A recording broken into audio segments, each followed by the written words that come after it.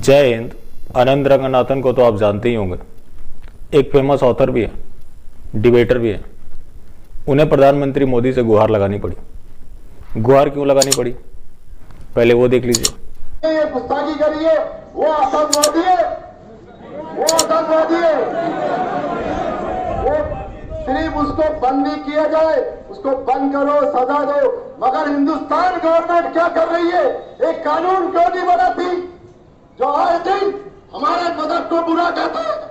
हम किसी के मजहब को बुरा नहीं कहते। हिंदुस्तान गवर्नमेंट को मजहब को बुरा कहने का किसी को राइट नहीं है। हिंदुस्तान के संविधान में नहीं है, हिंदुस्तान के अंदर नहीं है। अगर है तो बताओ। हिंदुस्तान इसके बावजूद भी ये शांति का मजहब है।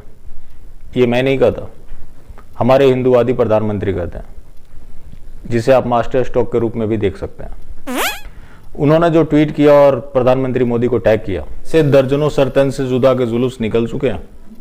नरसिम्हानंद जी के सरतन से जुदा को कोरोना को देखते हुए प्रतीकात्मक किया जाना चाहिए, जिससे इस महामारी से लड़ने में मदद मिलेगी। लेकिन प्रधानमंत्री मोदी जी का कोई जवाब नहीं आएगा। मैंने भी कई वीडियोस में सवाल खड़े किए, कई लोगों ने मेरे ऊपर ही सवाल उठाने शुरू कर दिए। अक्सर लोग पूछते हैं कि कांग्रेस आ जाएगी तो क्या होगा? क्या कांग्रेस के राज में आप जजिया देते थे? कांग्रेस के राज में हिंदुओं की हालात इतनी बदतर नहीं थी जो कि आज है। जानते हैं क्यों? क्योंकि बीजेपी विपक्ष में थी, आपके लिए आवाज उठाती थी।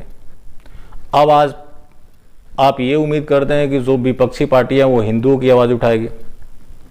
कभी उम्मीद भी नहीं कर सकते। कांग्रेस पहले कह चुकी है कि कांग्रेस एक मुसलमानों की पार्टी है। फिर हिंदुओं की आवाज उठाएगा कौन? आपको और हमें उठाना पड़ेगा।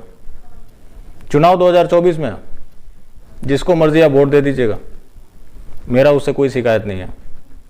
सपोज कहीं 5 लाख वोटर हैं, 2 लाख एक पार्टी के, 2 लाख दूसरे पार्टी के, तो उसमें जो लाख वोट बच जाते हैं वो ज़्यादा इंपॉर्टेंट हो जाते हैं। उसी के लिए पार्टियां भागती हैं। यही हो रहा है। और मैं चाहता हूं हिंदू वैसा बने जो अपनी मुद्दों पर वोट करे। लेकिन हिंदू की समस्या ये है कि जब वो पढ़ने जाता है तो स्कूल का पता करता है कि स्कूल कैसा होगा।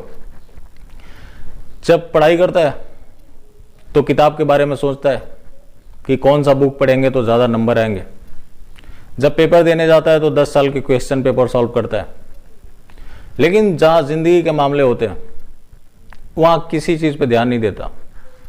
एक उसके पास एक्सक्यूज है, सारे एक जैसे नहीं होते। वही इस दुर्दशा की सबसे बड़ी जिम्मेवार है।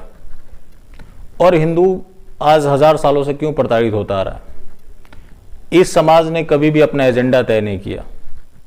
एजेंडा तय ना होने की वजह से सबने इसको लूटा ही, क्योंकि इसको समझ ही नहीं है। भरोसे में जी रहा है। क्या फर्क पड़ता है कौन पार्टी है कौन पार्टी नहीं है? ये पार्टियों को तय करना चाहिए कौन रहेगा कौन जाएगा। महाराष्ट्र की घटना आपको याद होगी, जब अर्णब गोस्वामी का मामला चल रहा था, उस समय बीजेपी का एक एमएलए इनके साथ खड़ा था, राम कदम। बीजेपी के वहाँ 105 एमएलए थे। वो क्या कर रहे थे? 23 मेंबर ऑफ पार्लियामेंट है, वो क्या कर रहे थे? वही राम कदम पालघर के साधुओं के लिए भी खड़े होते हैं। बाकी सब कहाँ चले जाते हैं? फिर एक ऐसी हिंदूवादी पार्टी है जहाँ ये विपक्ष में होती है वहाँ बेहतर काम करती है। लेकिन जब ये सत्ता में है और जिहाद को पोषित कर रही है, वैसे हालात में आप क्या करेंगे? क्या आप आवाज़ भी नहीं उठाएंगे? चलिए मान लिया कि कांग्रेस आ जाएगी तो बहुत बुरे हाल हो जाएंगे। आपने ये सोचा है कि आज से 20 साल बाद आपके क्या हाल होने वाले हैं? आप क्या पहनेंगे? आपके धर्म का अल्टरनेट क्या होगा?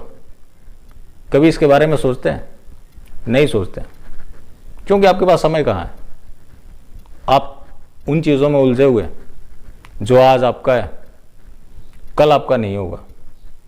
आप क्षणिक लाभ के पीछे दौड़ रहे हैं कि हमें रोजगार मिल जाए, ये हो जाए, वो हो जाए।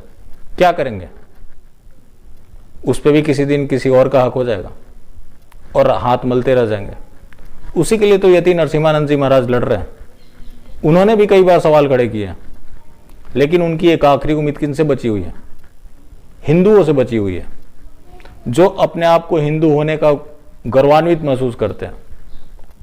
वैसे लोगों को आगे आने चाहिए और ऐसे लोगों का प्रतिकार करने की जरूरत है। जिस तरह से इस सरकार ने इनको पोषित किया, अगर पोषित नहीं किया होता, यही लोग आज जो झुंड में बाहर निकलकर प्रदर्शन कर रहे हैं, यही किसी मंदिर के सामने घर वापसी के लिए नंबर लगाए होते। लेकिन सरकार ने इनको सब्सिडी देकर पोषित किया और आपने अपनी चुनौतियों को नहीं समझा।